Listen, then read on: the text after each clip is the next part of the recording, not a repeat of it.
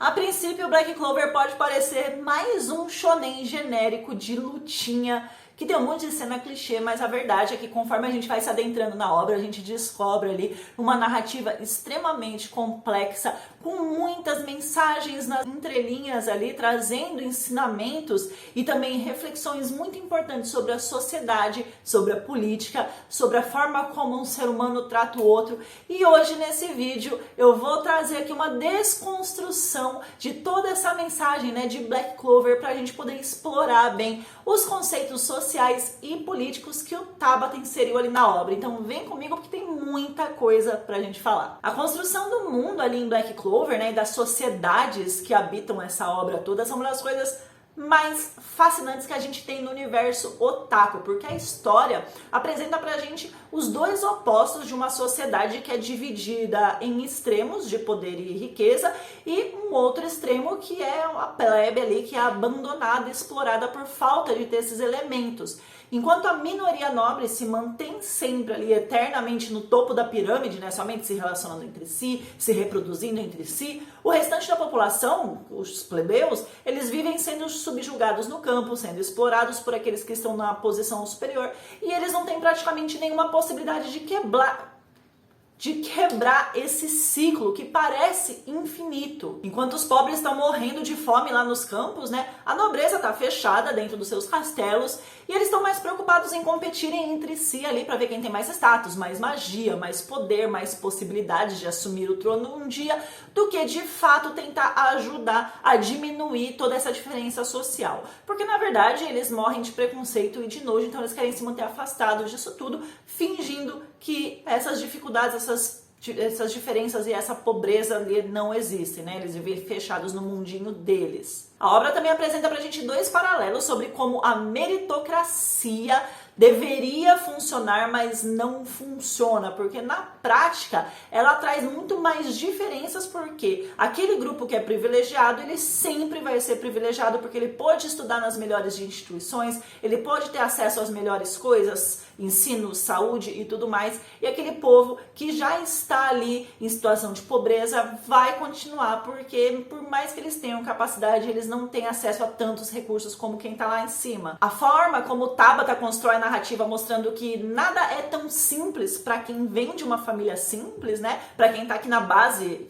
debaixo da pirâmide, que somente se esforçar para subir não vai ser o suficiente, traz muito bem essa realidade pra gente. Isso porque a gente vê o tempo todo o quanto os cidadãos plebeus que possuem menos oportunidade, menos magia, menos chances, precisam se esforçar 2, 3, 4, 10 vezes mais para conseguirem se destacar e conquistar um lugar que para um cidadão da nobreza ele já é reservado desde o dia que ele nasceu. A gente vê o Nozel falando isso para Noelle, né, que um cavaleiro, uma pessoa ali real, né, da nobreza, de uma família nobre, não precisa nem prestar o vestibular, vamos dizer assim, para ingressar nos Cavaleiros Mágicos. E mesmo que esse cidadão da plebe passe madrugadas, semanas, meses e anos a fio se esforçando ali para poder alcançar o objetivo dele, ainda assim ele não vai simplesmente ter o direito de tomar a posição que ele almeja para si,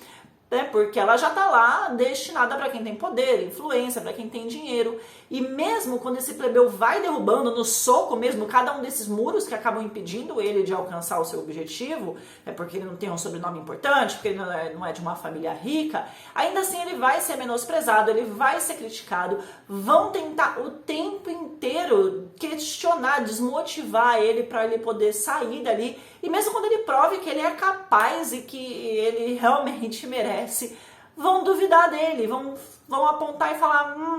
ele não merece estar aqui. Então a gente vê muito claro isso em diversos momentos, quando, por exemplo, o Asta chega e entra em cena, em que esse grupo privilegiado acaba questionando por que ele está ali. Ele não precisa, ele não pode, ele não tem que estar aqui porque nós somos muito melhores. E mesmo ele mostrando que com todo o esforço dele, de anos a fio, que ele teve que se esforçar mais do que qualquer um para alcançar ali a posição que ele alcançou e que traz bons resultados também, no final das contas eles ainda torcem o nariz e não acreditam, ou pelo menos não querem aceitar que alguém tão de lá de baixo possa ter oportunidade de subir, mesmo que com todas essas dificuldades. Isso tudo mostra que a meritocracia é muito bonita no discurso, mas na prática, para quem está aqui embaixo da pirâmide social, não vai conseguir, né, ser beneficiada. Não é bem assim que funciona para essa população. Você pode até pegar diversas situações em pessoas que passaram a infância, adolescência ali num bairro pobre, né, sem condições de vida, que a nobreza teria no caso, né, que fizeram ensino médio à noite, trabalhava durante o dia, de madrugada, estudava mais ainda para tentar conseguir ingressar em um bom curso e faculdade, acabam se formando e trilham uma carreira de sucesso.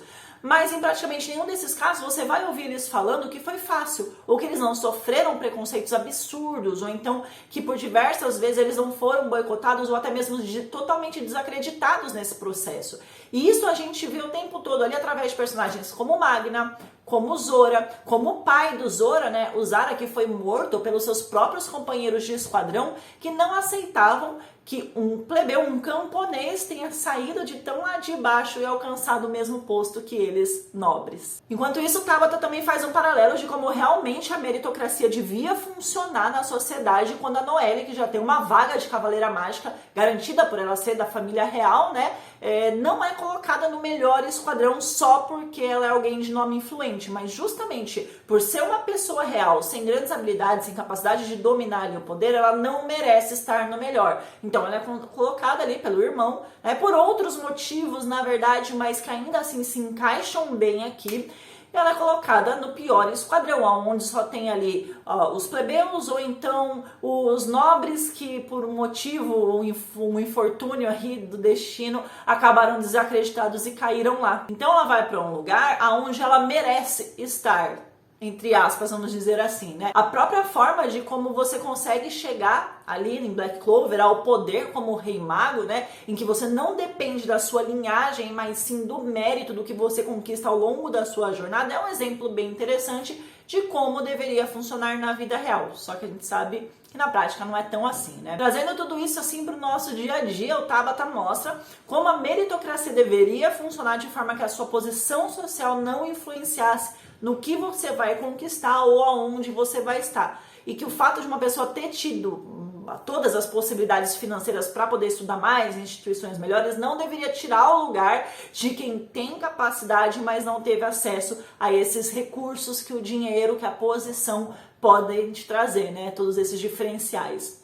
Além disso, em Black Clover a gente tem também um regime político que é baseado na triarquia e que consiste em um conjunto de 3 governantes em pé de igualdade, né, de nível e poder ali, apesar que em Black Clover não é exatamente assim que funciona, mas é mais ou menos nessa linha aí, e que surgiu de uma aliança informal na vida real entre Júlio César, Crasso e Pompeu. No anime e no mangá a gente encontra também alguns desses traços de monarquia e de democracia nesse poder político através dos 3 principais responsáveis pelo reino ali, que o primeiro é o rei Augustus Kira Clover XIII, que recebeu o poder, né, passado de geração em geração, como na monarquia, e como rei ele possui todas as funções de chefe de estado, de governo nessa sociedade, ou ele deveria, né, agir como tal. Embora na maior parte das vezes ele esteja mais interessado em trabalhar em prol dos seus próprios objetivos pessoais e sempre em prol do seu bem-estar e só.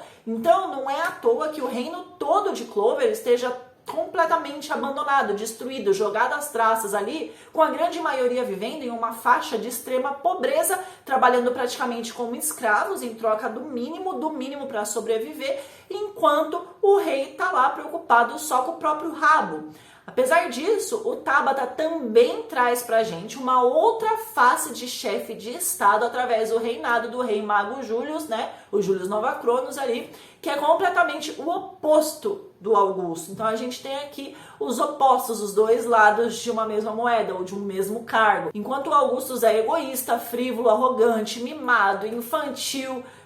narcisista, egocêntrico, que tem mais 1 milhão de defeitos para poder dar para ele, O Rei Mago Július é uma pessoa doce, entusiasmada, preocupada com a população, que trabalha para diminuir a segregação e a absurda diferença social que está estabelecida entre a população do reino, e sempre fazendo tudo isso de forma muito humilde, que valoriza o próximo pelo que ele é e não pelo que ele tem. E é isso que o Július tenta colocar na cabeça dos nobres ali, de quem está no topo do poder da pirâmide. O Július, inclusive, é capaz de ver a capacidade, a qualidade, a utilidade, né, da pessoa onde ninguém mais vê. E não é à toa que ele convida o Yami, que é um estrangeiro, bagunçado, né, desprezado, para poder fazer parte dos Cavaleiros Mágicos e posteriormente acaba dando um cargo de liderança ali para ele. O autor trabalha muito bem essa implicação de se ter dois reis dentro desse reino e as consequências que isso gera, principalmente por eles terem personalidades e caráter muito distintos um do outro.